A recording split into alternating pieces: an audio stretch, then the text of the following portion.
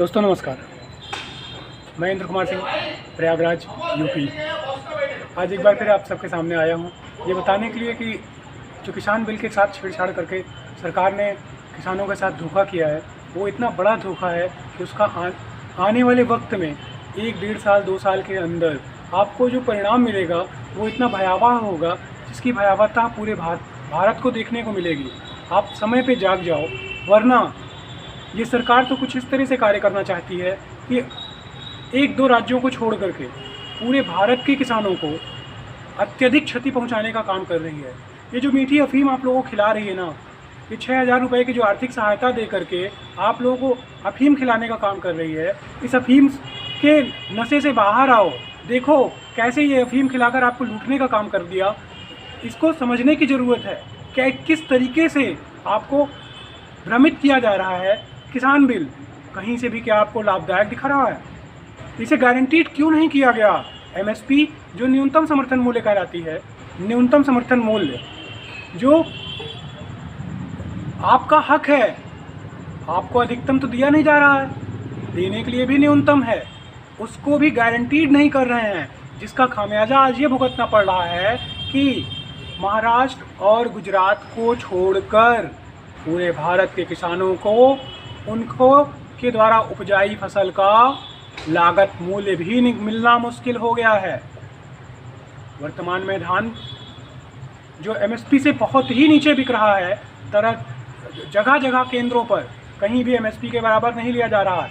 एक आध राज्य और छोड़ दें, पंजाब, महाराष्ट्र, गुजरात, उसके बाद पूरे भारत के किसानों की दुर्दशा किस तरह से है ये आप टीवी पे देख लो, लोगों से पूछ लो, या आप जिस राज्य में रह रहे हो वहाँ पर स्वयं अनुभव करके देख लो। क्या ये मीठी अफीम खिला करके हमारे माननीय प्रधानमंत्री जी ने हम लोगों को लूटने का कार्य किया? किस तरीके से हमारी आय दुगनी करने की बात करते हैं? क्या जब हमें गारंटीड एमएसपी भी नहीं मिल सकती तो हमें दुगनी आय का भरोसा करना होगा? किस तरीके से ये दुगनी करेंगे जब एमएसपी ही देने के में इनको तकलीफ़ होती है? आज एमएसपी 1850 रुपये से 3200 रुपये तक होने के बावजूद जो धान केंद्रों पर धान खरीदी हो रही है, यूपी में 1400, 1100, एमपी में 1600, बिहार के राज्यों में और पूर्ववर्ती राज्यों में लगभग कमोबेश 1000 रुपये का ही रेट चल रहा है। क्या 1000 रुपये के रेट पर एमएसपी को गारंटीड करना कहीं से न्यायोचित दिख रहा है?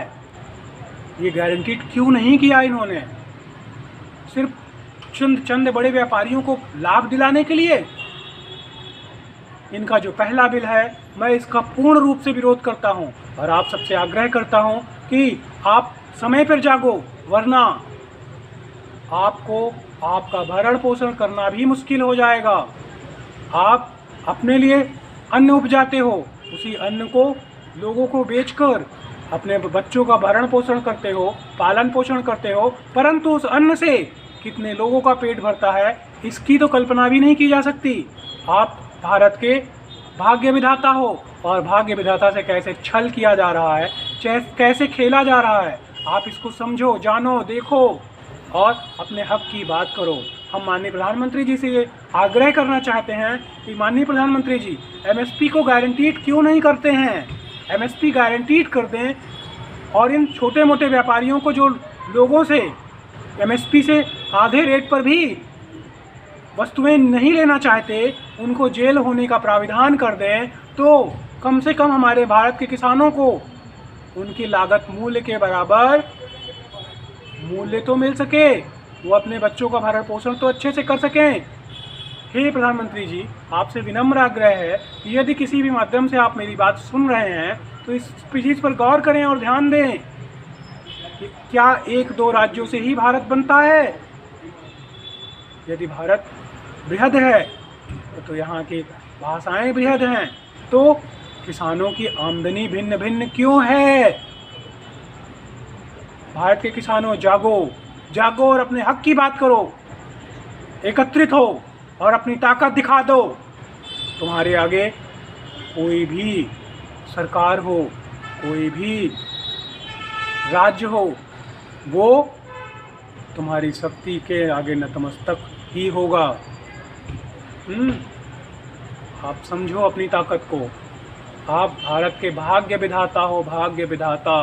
प्रधानमंत्री जी, आपसे पुनः आग्रह करता हूँ कि हमारे किसानों को एमएसपी गारंटीड कर दें, जिससे कम उनकी भरण पोषण और लागत मूल्य निकल सके।